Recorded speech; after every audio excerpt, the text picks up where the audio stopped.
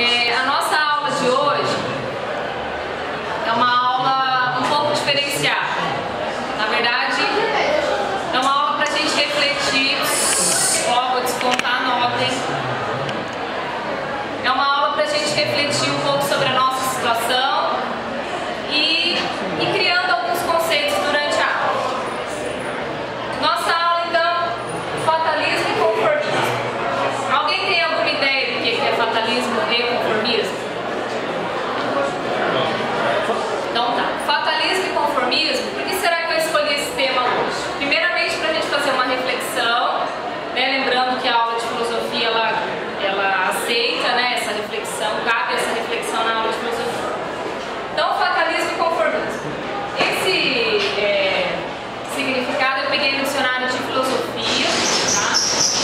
Então nós vamos trabalhar fatalismo e conformismo dentro da filosofia e não de maneira geral, assim, porque às vezes você já tem alguma ideia sobre o assunto.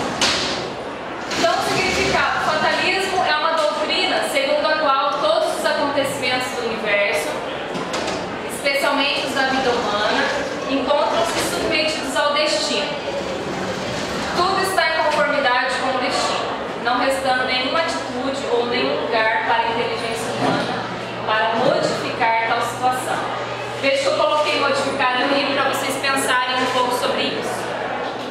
Então, pensando que o fatalismo, dentro da filosofia, ela é uma doutrina que já diz, o próprio nome diz, que tudo está em conformidade com o destino, resta pouca coisa, pouca ação humana para modificar alguma coisa. Que coisa é essa? Então, nós vamos...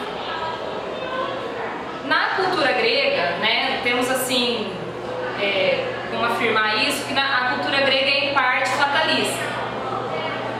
Por quê? Devido à crença e o poder irrevogável dos deuses. Então, como a gente já trabalhou um pouco disso, né, no primeiro bimestre, que a gente falou sobre mitologia, que vocês já tiveram uma base sobre o assunto, o que vocês lembram quando a gente fala em mitologia, em seres mitológicos, os deuses gregos? A gente pensa assim, que como não havia uma explicação racional para todas as coisas, esses seres povoavam a imaginação dos gregos e davam uma explicação. Essa explicação, ela era irrevogável, certo? A explicação divina, mitológica, ela era irrevogável. Então, se os deuses comandavam o cosmos, a ordem, tudo, então não havia como se submeter a outra coisa a não ser as forças divinas. O exemplo assim mais fatídico, assim, que dá mais para ilustrar o fatalismo da filosofia é as moiras. Alguém já ouviu falar das moiras? As moiras é um exemplo da fatalidade, do fatalismo, ou seja, dessa submissão às forças divinas. As moiras eram 3 irmãs que determinavam os destinos humanos e a duração da vida das pessoas. Então, as 3 irmãs. A Cloto significa fiar, ela puxa o fio da vida. A Láquia significa sorteio, ela enrola o fio e sorteia o nome dos que irão morrer. E a Átropo significa não voltar, ela corta o fio e determina a morte das pessoas. Então, as moiras determinavam a vida, a morte, a duração da vida, não restando para os seres humanos ali, para os gregos na época, nenhuma modificação daquilo, era o destino. E dá para apagar a luz um pouquinho? Para visualizar melhor aqui, não sei se vai dar para visualizar. Então, aqui são as moiras, as 3 irmãs, tá? Não dá para visualizar bem, mas aqui é um fio. Então, uma sorteia, a outra estica o fio e a Atropos é a que corta o fio e decide a fatalidade, né? Decide fatalmente a morte da pessoa. E ali também uma ilustração. Como se fosse um julgamento? É como se fosse, na verdade é uma determinação mesmo, né? Elas determinavam, a gente não pode falar em julgamento porque parece mais, a gente está falando de alguma coisa mais do mundo cristão, enfim. Mas elas determinavam o início e a duração da vida das pessoas. Então não restava para os gregos nenhuma atitude com relação a isso. Aí, fazendo uma contextualização do fatalismo, né, que a gente já viu então, que na Grécia havia essa situação, né, de submissão às forças divinas. A nossa aula não é sobre isso, mas eu fiz isso para vocês poderem entender um pouco do que é o fatalismo. No nosso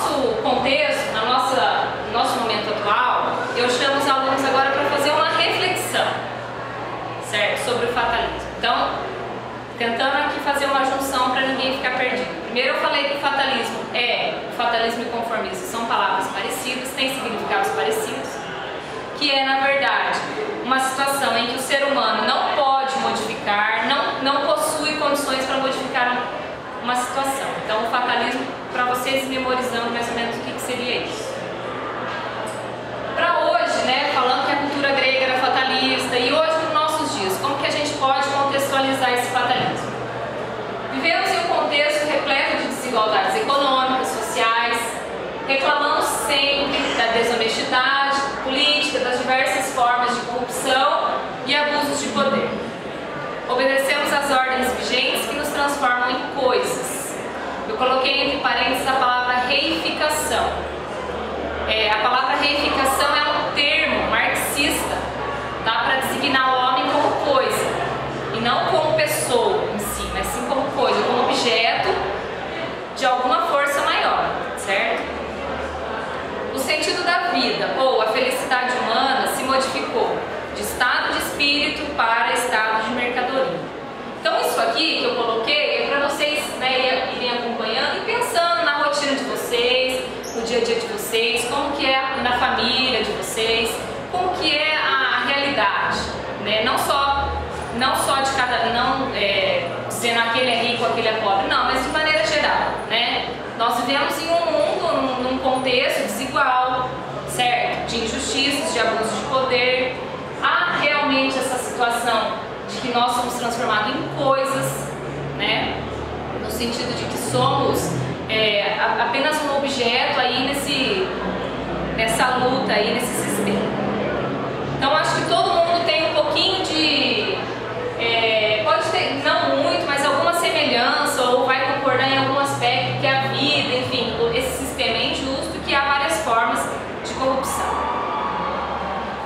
Então, porque a pergunta é, né, diante dessa reflexão, por que os agentes externos continuam controlando as massas? Primeiro, quem são as massas? A maior parte da população, né? Isso, as massas seriam um conjunto de pessoas, a massa, exatamente aquilo que o Gustavo falou. Quem são os agentes externos?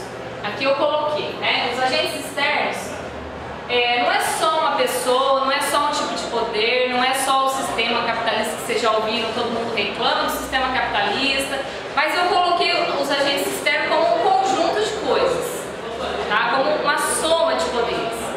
Esses poderes pode ser a lógica capitalista, pode ser o poder político, as instituições de modo geral, enfim, toda instituição, né, existe uma política, existe um método de abordagem e geralmente a gente acaba obedecendo a essa lei ou a esse sistema. Então eu não coloquei só um vilão aí na história, não é só o capitalismo que é o vilão, não são só os políticos, enfim, é toda uma esfera que a gente fala de poder.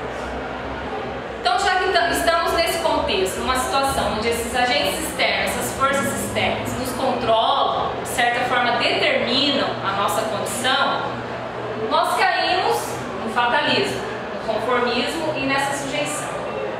Ah, professora, por que nós caímos no fatalismo? Mas que tipo de fatalismo? É exatamente essa situação. Quando a gente pensa que dentro de uma instituição, ou dentro, enfim, de uma escola, de um poder político, de um poder público, existem algumas normas e nós precisamos nos adequar a elas, sem questionamento, sem nenhum tipo de confronto, nós estamos numa situação fatalista, numa situação conformista. Tá? E aí a pergunta, né? Porque como essa aula é uma reflexão, eu não trouxe aqui uma chave de resposta, eu trouxe aqui uma situação para a gente pensar. Tá? Então eu não trouxe uma resposta como é o fatalismo. Mas é uma reflexão para que vocês pensem no cotidiano, na vida de vocês, a própria escola, como que funciona a própria escola, por que a escola é desse modo, procede desse modo. Então, vamos fazer uma reflexão. Porque a grande maioria que se sente afetada pelos problemas, pouco se mobiliza a seu favor, essa grande maioria. Primeiro que a grande maioria, eu falei que são as massas, né? A massa percebe as dificuldades, percebe as injustiças, os problemas, os desajustes sociais, percebe tudo isso. A massa às vezes também não percebe, né? Um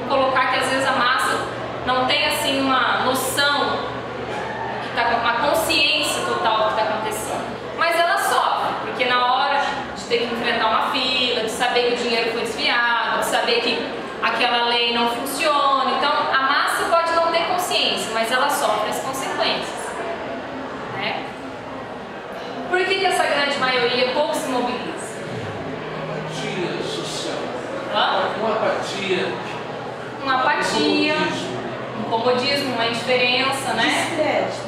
Discreta. Ela não acredita que é possível. Ela não acredita que é possível. Talvez também até a falta de conhecimento.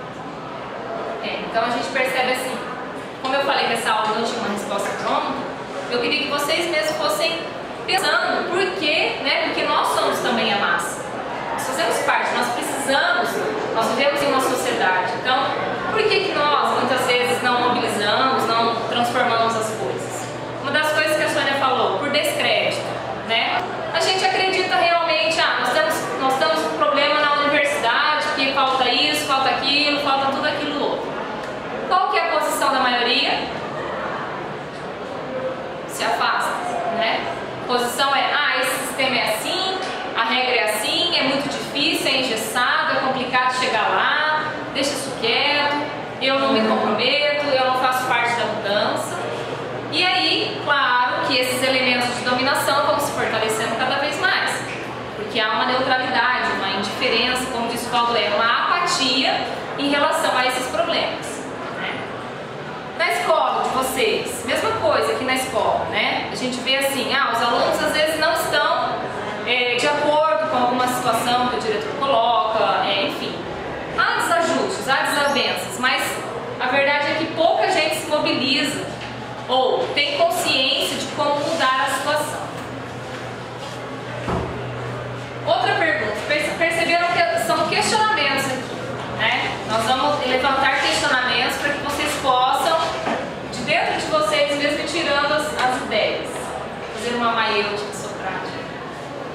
Será que muitas das transformações sociais necessárias são lentas por conta do fatalismo e do conformismo da maioria das pessoas? Porque se essa massa se sente injustiçada, se sente, de certa forma, agredida ou, enfim, desajustada, injusta, por que essa massa, então, não se levanta, não se mobiliza e essas mudanças que todo mundo acha que precisa acontecer, realmente, fila de hospital é assim, isso é um tormento, esse político é um corrupto, essa diretora não tem perfil, não adianta, não vamos mexer com isso, quer dizer, reclamar, todo mundo já está cansado, né? Todo mundo sabe reclamar de alguma coisa dessa ordem, desse sistema. Mas a maioria das pessoas não tem nenhuma atitude com relação a isso. Será que porque quando eles tentam alguma mudança, o próprio sistema afoga essa pessoa? Também, né? Eu acredito que sim. Ela já está inerte e já tem preguiça de fazer algo. Quando ela tenta fazer algo, daí o sistema afoga ela. Então, Gustavo, mas o problema é que essas pessoas é uma minoria. Né? É uma minoria que se mobiliza ao Na Grécia Antiga, lá na Grécia, as moiras, em que situação elas começavam a agir? Se não era um julgamento, sei lá. Nesse caso, então, entre aquelas irmãs, onde a sociedade poderia estar condenada a morte? Não entendi sua pergunta. Você quer remeter as moiras no contexto... Não, na verdade as moiras é mais uma ilustração de como que a sociedade grega era fatalista, né? Aí eu trouxe para o contexto hoje, para os nossos dias, para a gente pensar, né? Não remeter as moiras, não lembrar das moiras, né? Mas de romper de alguma forma, e também não trouxe aqui nenhuma receita para romper com o sistema, não tem nada dessa coisa de antissistema nem nada disso não. É só uma reflexão, por que a maioria das pessoas